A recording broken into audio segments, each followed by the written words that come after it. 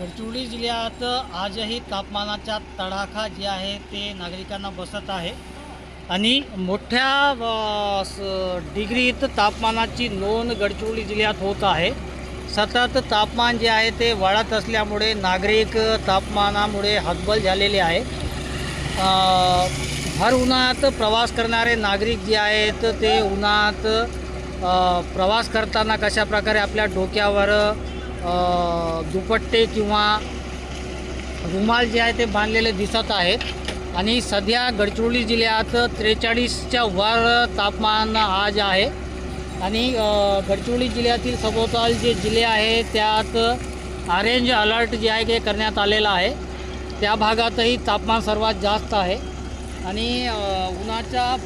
फटका जे आहे ते अनेक भागात मोठ्या प्रमाणात बसत आहे।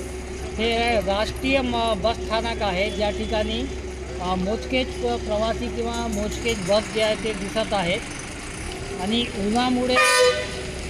गडचिरोली वासियांना एक उन्हाचा फटका यावेळी सर्वात जास्त बसत आहे आणि सध्या जे आहेत तापमान वाढत असल्यामुळे कशा प्रकारे नागरिक जे आहेत ते आपल्या डोक्यावर पदर किंवा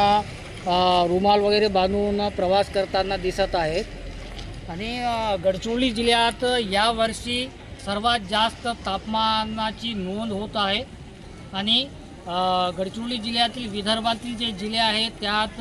तापमान 44, 45, 46 डिग्री आहे आणि गडचिरोली जिल्ह्याला लागून असलेला तेलंगणा राज्यात रेड अलर्ट जे आहे ते घोषित करण्यात आलेला आहे आणि गडचिरोली जिल्ह्यातही 43च्या वर तापमान असल्यामुळे नागरिक जे आहेत ते आपली सुरक्षा करून बाहेर निघत आहेत आणि तापमानामुळे नागरिक हतबल झालेले आहेत। कॅमेरामॅन सोहेल पठाणसोबत नीम खान, TV9 गडचिरोली।